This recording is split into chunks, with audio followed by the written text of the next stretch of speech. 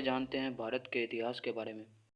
भारत का इतिहास उत्तर में हिमालय से लेकर दक्षिण में समुद्र तक फैला महाद्वीप भारतवर्ष के नाम से जाना जाता था। महाकाव्य तथा पुराणों में भारतवर्ष अर्थात भरतों का देश और यहाँ के निवासियों को भारती अर्थात भरत की संतान कहा जाता था।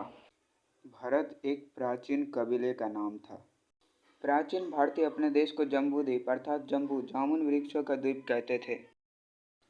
प्राचीन ईरानी इसे सिंधु नदी के नाम से जोड़ते थे, जिसे वे सिंधु न कहकर हिंदू कहते थे।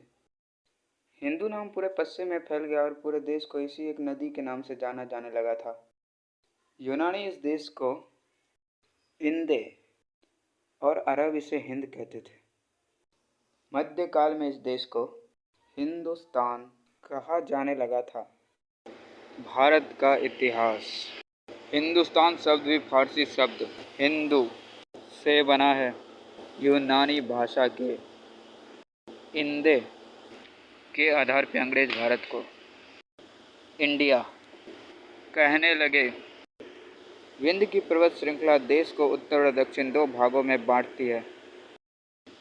उत्तर में इंडो यूरोपीय परिवार की भाषाएं बोलने वालों की और दक्षिण में द्रविड़ परिवार की भाषाएं बोलने वालों की बहुमत है।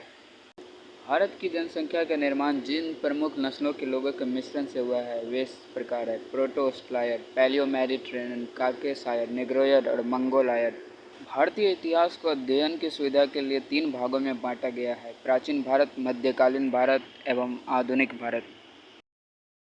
सबसे पहले इतिहास को 3 भागों में बांटने का श्रेय जर्मन इतिहासकार क्रिस्टोफ शेलरस को जाता है। प्राचीन भारत। प्राचीन भारतीय इतिहास के स्रोत। प्राचीन भारतीय इतिहास के विषय में जानकारी मुख्यतः 4 स्रोतों से प्राप्त होती है: धर्म ग्रंथ, ऐतिहासिक ग्रंथ, विदेशियों का विवरण व पुरातत्व संबंधी साक्ष्य। धर्म ग्रंथ एवं ऐतिहासिक ग्रंथ से मिलने वाली महत्वपूर्ण जानकारी। भारत का सर्व प्राचीन धर्म ग्रंथ वेद है, जिसके संकलनकर्ता महर्षि कृष्णद्वैपायन वेद व्यास को माना जाता है। वेद वसुधैव कुटुंबकम का उपदेश देता है।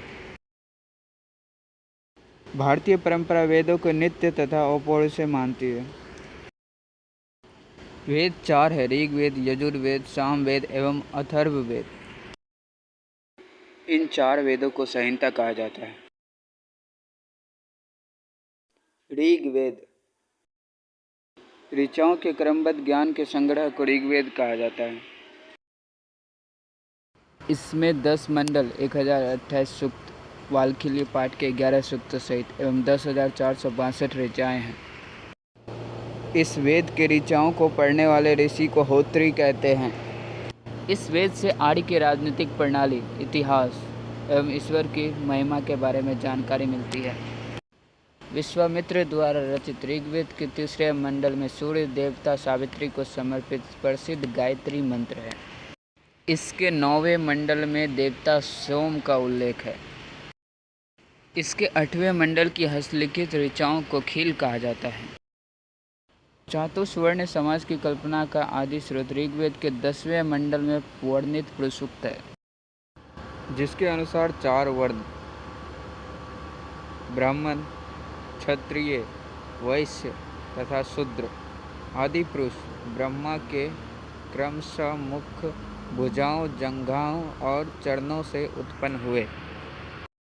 धर्मसूत्र 4 प्रमुख जातियों की स्थितियों, दायित्वों, कर्तव्यों तथा विशेषाधिकारियों में स्पष्ट विभेद करता है। ऋग्वेद के कई परिच्छेदों में प्रयुक्त अधन्य शब्द का संबंध गाय से है। ईसा पूर्व एवं ईस्वी। वर्तमान में प्रचलित ग्रेगोरियन कैलेंडर, ईसाई कैलेंडर, जूलियन कैलेंडर ईसाई धर्मगुरु ईसा मसीह के जन्म वर्ष कल्पित पर आधारित है। ईसा मसीह के जन्म के पहले के समय को ईसा पूर्व BC, before the birth of Jesus Christ कहा जाता है।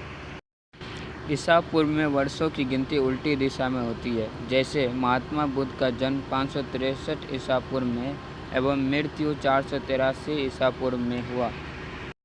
यानी ईसा मसीह के जन्म के 563 ईसा पूर्व महात्मा बुद्ध का जन्म एवं 483 ईसा पूर्व मृत्यु हुई। ईसा मसीह की जन्म तिथि से आरंभ हुआ सन ईसवी सन कहलाता है। इसके लिए संक्षेप में ई डॉट लिखा जाता है।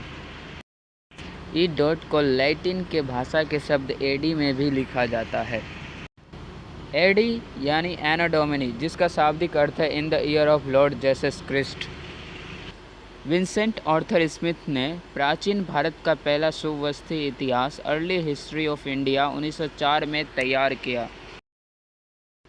इस पुस्तक के 1/3 भाग में केवल सिकंदर का आक्रमण वर्णित है।